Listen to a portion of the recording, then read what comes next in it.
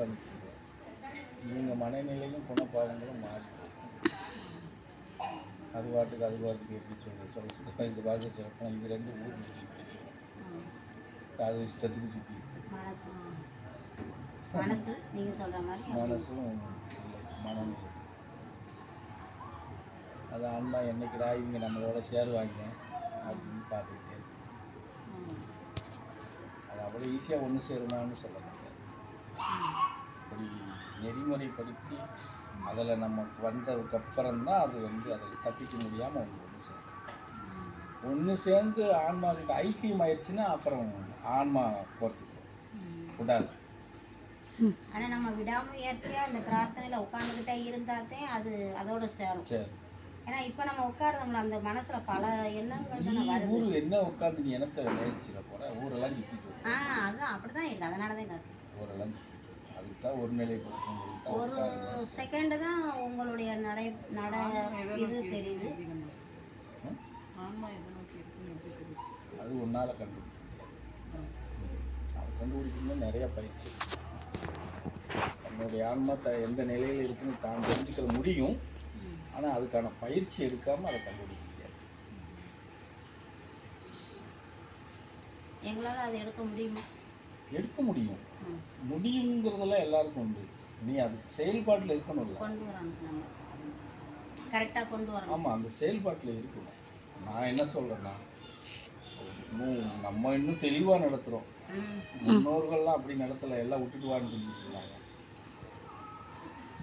இருந்தே பயணம் பண்ண முடியும்னு சொல்லி பயணம் பண்ணால் நீ எல்லா கலையும் திறந்துட்டு வந்தால் தான் இங்கே எனக்கு இடம் இல்லைன்னா போ, இவங்களை சும்மா மேட்சுக்கு தெரிய முடியாதுன்னு முடிவு எடுத்து சொன்னாங்க. இப்போ நம்ம அதில் வித்தியாசமாக போயிட்டு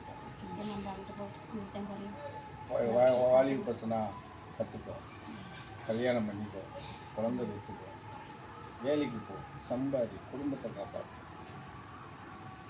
அது ஒரு பகுதின்னா குடும்ப வளர்ச்சி, குடும்பத்தை பராமரிக்கிறது ஒரு பகுதின்னா ஆன்மீகம் ஒரு பகுதியும் எடுத்துக்கோ. அதுவும் இதுவும் ஒன்றா போட்டு மிஸ் பண்ணாத. இந்த இதிலேருந்து இந்த இது வரைக்கும் குடும்ப பிரச்சனை, குடும்பத்துக்காக உழைக்கணும். இந்த நேரத்துலேருந்து இந்த நேரத்து வரைக்கும் ஆன்மீகத்தை பற்றி நேசிக்கணும். அதில் என்ன பயிற்சி இருக்கணும், அது என்னவோ அப்படி எடுத்துகிட்டு போகணும்னு சொல்லுவோம். புரிஞ்சுதா? ஆமாம். இப்போ பன்னியெல்லாம் பார்த்தீங்கன்னா கரெக்டாக காலேஜ் படித்து முடிச்சுட்டு என்கிட்ட சேர்ந்தான். அந்த எல்லா வயசில் சேர்றது பெரிய விஷயம். ஆனால் சேர்ந்தான். இன்னைக்கு பக்காவாக இருக்கானா?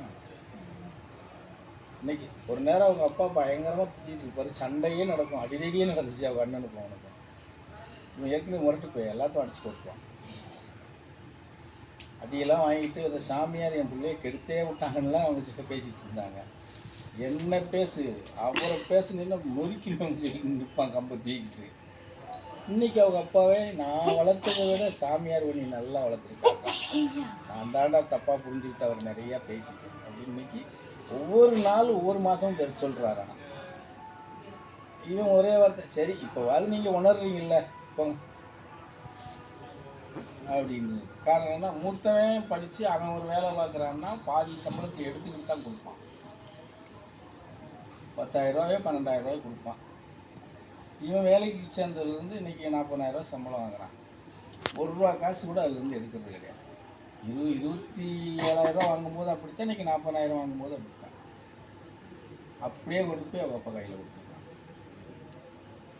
இப்போது 6 வருஷம் வேலை பார்க்கான்ல, 6 வருஷத்தில் 40 லட்ச ரூபா கடனும் கட்டிருக்கான். அப்போ அவன் எடுத்துக்கிட்டு தான் கொடுக்கான். நீ அப்படி இல்லையேங்கிற மாதிரி. 2வது சம்பளத்தை கொடுத்துட்டு சிலிண்டர் கம்பெனியில் வேலை பார்க்குறதுனால அந்த சைடில் ஏதோ கொஞ்சம் வரும் இல்லையா, அதை வச்சு அவங்க அக்காவுக்கு ஒரு வீடு கட்டி முடிச்சிட்டான். பால் காய்ச்சிட்டான்னு நினைக்கிறேன். கணவனை இழந்துட்டு உட்காந்துருக்காளேன்னு சொல்லி அவளுக்கும் வீடு கட்டி கொடுத்துட்டான். இப்போ அவங்க அப்பா பெருமையை ஏற்படுறாரு. இப்படியே சொல்கிறாராம், சாமியார் உன்னை நல்லா வளர்த்துட்டாருதான், நான் வளர்த்த பிள்ளை தாங்க சரி அப்படின்னு புரியுதா? இன்னைக்கு கூட சொல்லலை. அப்போ எங்கள் அக்காவுக்காக பிரார்த்தனை பண்ணேன், எங்கள் அக்காவுக்காக மாலை போட்டேன், எங்கள் அண்ணனுக்காக மாலை போட்டேன், இப்போ நான் கல்யாணம் பண்ணி மாலை போட்டிருக்கேன் அப்படின்னு சொன்னாங்க இல்லையா. இந்த மாதிரி நம்ம அந்த அவனுக்கு அவன்லாம் அந்த கரெக்டாக கொண்டு போவோம். ஏன்னா அதை கற்றுக்கிட்டான் இல்லையா, ம் சின்ன வயசுலேயே கற்றுக்கிட்டான், அதை ஃபாலோ பண்ணுறான். இன்றைக்கி அவன் தான் நிறைய இன்றைக்கி ஈசன் மலையில் பூசை நடக்கிறது, அன்னதானம் நடக்கிறதுலாம் அவன் தான் தலைமை தாங்கி பண்ணுறான். புரிஞ்சுதா? ஈசன் மலை காட்பாடின்னு வருது, அப்போ வேலூர் தான். வேலூர் தான், வேலூர்லேருந்து வரதெல்லாம் ஈசன் மலை காட்பாடி. காட்பாடிங்கிறதுலே நம்ம இதுதான் அது. ஆமாம், சரியா? அந்த மாதிரி தான் எப்படி சொல்கிறோம், அந்த மாதிரி இப்போ அவனுக்கு எல்லாமே தெரியும், எல்லாமே தெரியும். அவன் யாரு கூட அப்போ முரட்டுத்தனமாக இருந்தான், இன்றைக்கி அமைதினா அப்படி அமைதியாக இருக்கான். யார் என்ன சொன்னாலும் அதை பற்றி கவலை இல்லை. அதை வருத்தப்பட மாட்டான். அப்படியா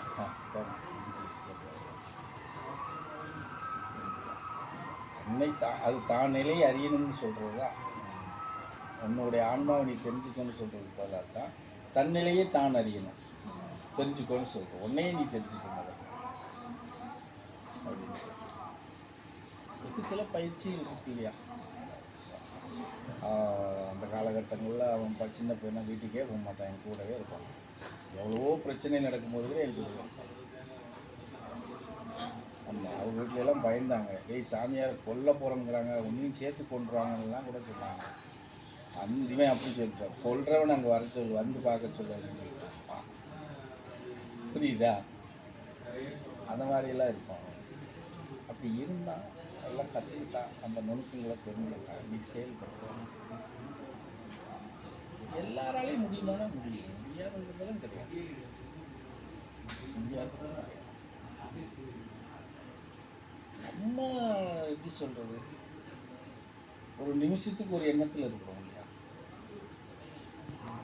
இப்போ கேட்டுக்கிட்டு இருக்கும்போது ஒரு எண்ணத்தில் இருக்கிறோம், பூஜையெல்லாம் முடிஞ்சு வந்து படுக்கும்போது இன்னொரு எண்ணத்தில் இருக்கிறோம், தூங்கி எழுச்சி காலையில் வேறு எண்ணத்தில் இருக்கிறோம் இல்லையா.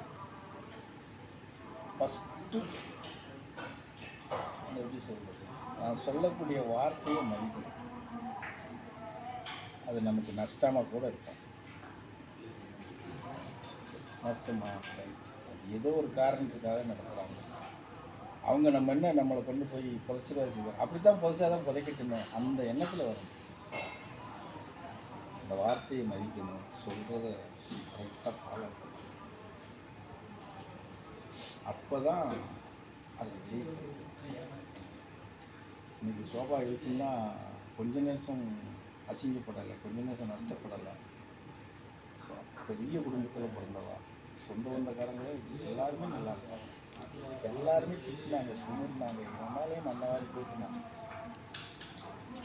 சாமியார் வந்து எங்கள் சொந்த பந்தத்திலே அறுத்துட்டான் அப்படின்னு தான் பேசினாங்க. புரியுதா? இப்படிலாம் பேசுகிறாங்க, என்னை பேசினா பேசிட்டு போகுது அப்படின்னு. அதுவும் தாண்டி ஒரு கட்டத்து மேலே அந்த அம்மா மேலே மன்னவாங்க. இதெல்லாம் எதுக்கு ஊரில் இருக்கா, சொத்து பேர் மூஞ்சில் முடிக்கிறதுக்கே நமக்கு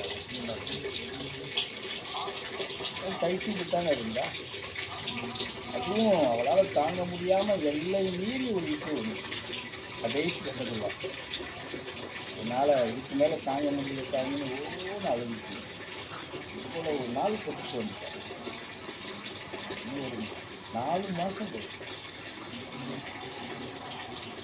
6 வருஷம் எனக்கு முடியும். 6வது வருஷம் முடியும் போது நடக்கக்கூடிய நிகழ்வு அதுக்கப்புறம் எனக்கு தெரியும். இதெல்லாம் சொல்லிட்டு வாரீங்க அப்படின்னு சொல்லி அழுதான்.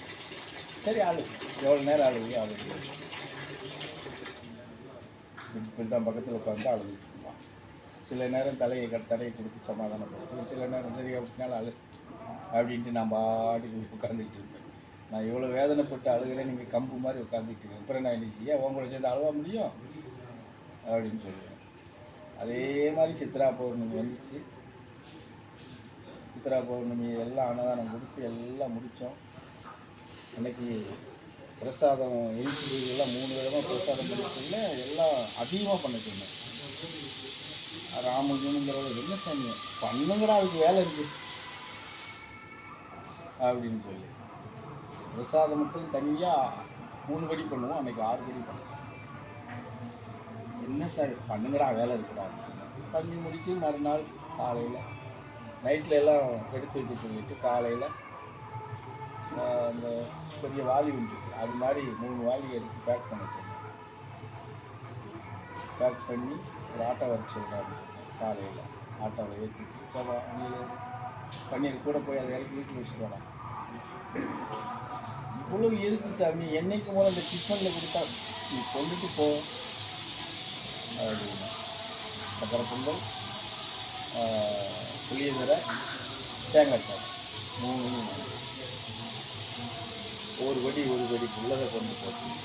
அங்கே போய் அந்த பஸ் ஸ்டாண்டில் இறங்கினது தான் எவ்வளோ அதி தீவிரமாக பேசி காரி கட்டிட்டு இருந்தாலும் இறங்கின உடனே சபா இவங்களுக்கு திக்குன நீ என்ன சண்டை போட போகிறாளோ. சித்ரா பொண்ணு போயிட்டு கூட்டிகிட்டு இருந்துருக்கா எங்களுக்கெல்லாம் ஒன்றும் கிடையாதா அப்படின்னு. அதுக்கு என்ன இருக்காது, அங்கே துறக்கு கொடுக்க ஆரம்பிச்சு தான் அவன் வீட்டுக்கு போகிறதுக்குள்ள எல்லாம் காலி. ஹேய்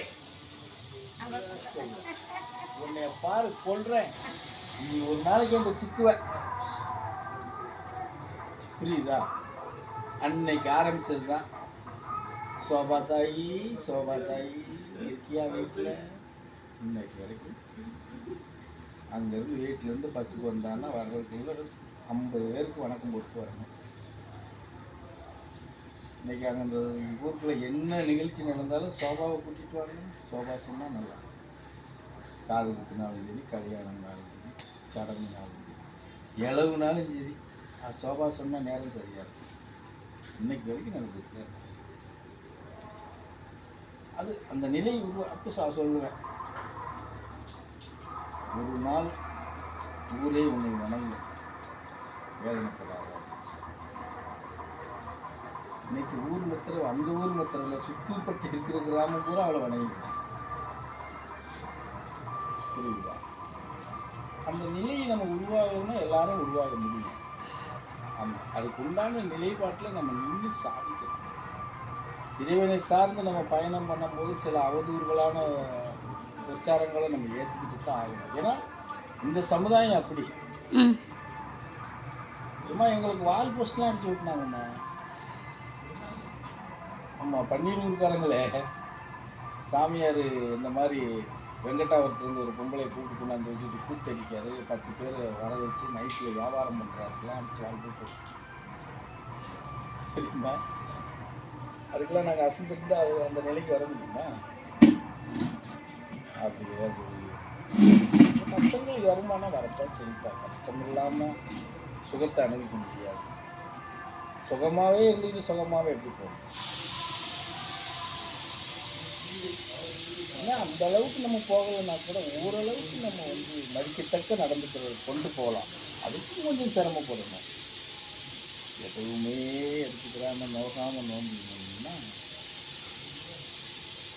ஆனால் எவ்வளவோ முயற்சி பண்ணத்தான் செய்யணும்.